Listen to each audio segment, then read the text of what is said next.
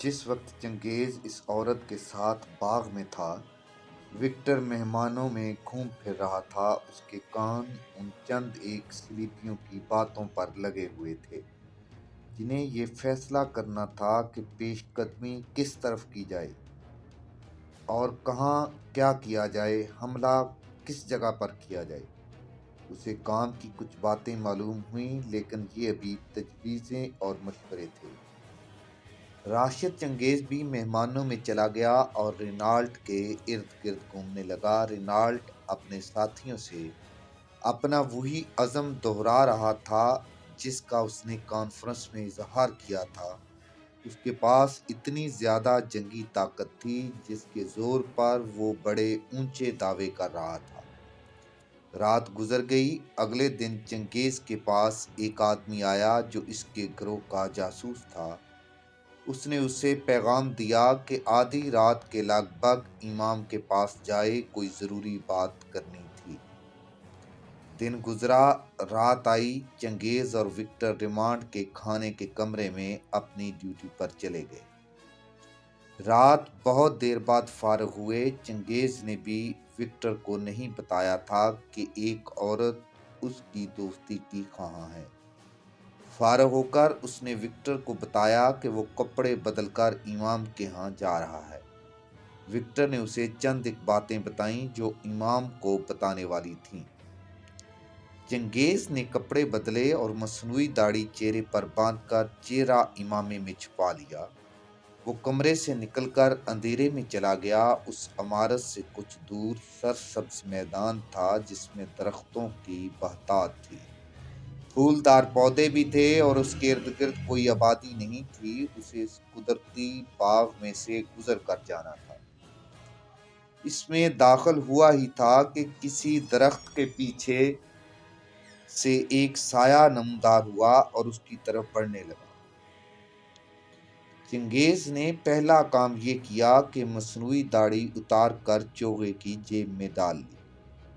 اسے خطرہ تھا کہ اس جگہ وہی آدمی آ سکتا ہے جو اس جگہ ملازم ہوگا اور وہ اسے پہچانتا ہوگا۔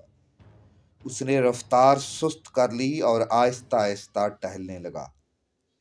سایہ دائیں طرف سے آ رہا تھا اور جب قریب آیا تو بولا، میں نے کہا تھا نا کہ تمہیں خود ڈھونڈ لوں گی۔ اور اس کے ساتھ نسوانی ہنسی سنائی دی۔ یہ وہی عورت تھی۔ محل کی گھٹن نے دماغ خراب کر دیا ہے، چنگیز نے کہا۔ ہوا خوری کے لیے ادھر نکل آیا۔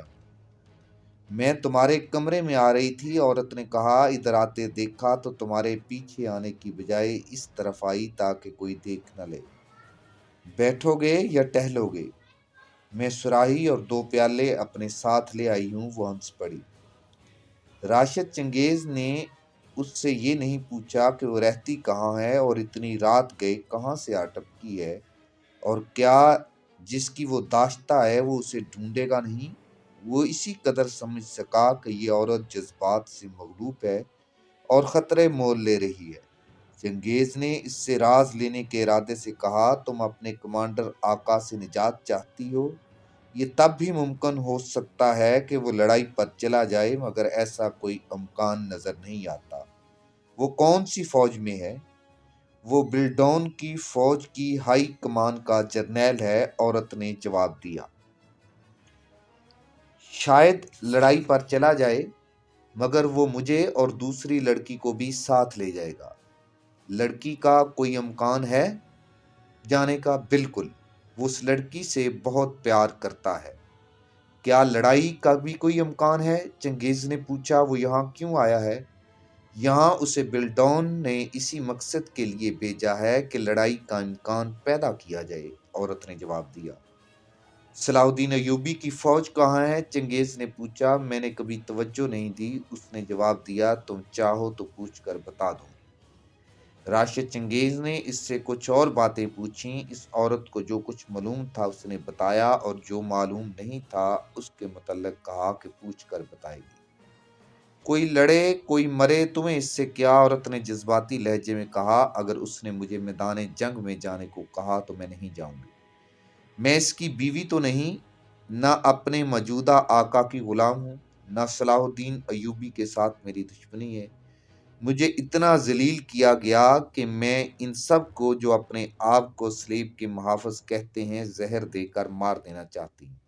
اس نے چنگیز کو بٹھا لیا، دونوں پیالے زمین پر رکھ کر ان میں شراب اونڈیلی اور ایک پیالہ چنگیز کی طرف بڑھا کر بولی، ایسی تنہائی، ایسی تاریک رات کے دوران کوئی لڑائی کی باتوں سے تباہ نہیں ہو سکتا۔ رومان کی باتیں کرو، پیار کی باتیں کرو، محبت کی باتیں کرو اور پیو۔ چنگیز کے لیے مشکل پیدا ہو گئی۔ وہ 1.5 سال سے ان شرابیوں میں زندگی بسر کر رہا تھا، اپنے ہاتھوں انہیں شراب پلاتا، لیکن اس نے خود کبھی نہیں پی تھی۔ اس گناہگار ماحول میں جہاں اسے گناہوں کی بڑی ہی دلکش دعوتیں ملتی تھیں، اس نے اپنے ایمان کو داغدار نہیں ہونے دیا تھا۔ اب اسے ایک ایسی عورت مل گئی جس کی وساطت سے وہ اپنے فرض بہتر طریقے سے ادا کر سکتا تھا، لیکن یہ عورت اسے شراب پیش کر رہی تھی۔ خطرہ تھا کہ اس نے اس جذباتی عورت کی پیشکش ٹھکرائی تو وہ اس کے ہاتھ سے نکل جائے گی۔ اس کے لیے فیصلہ کرنا مشکل ہو گیا۔ فرض کی ادائیگی کی خاطر وہ شراب کے 2 گھونٹ پیے یا اتنی قیمتی عورت کو ضائع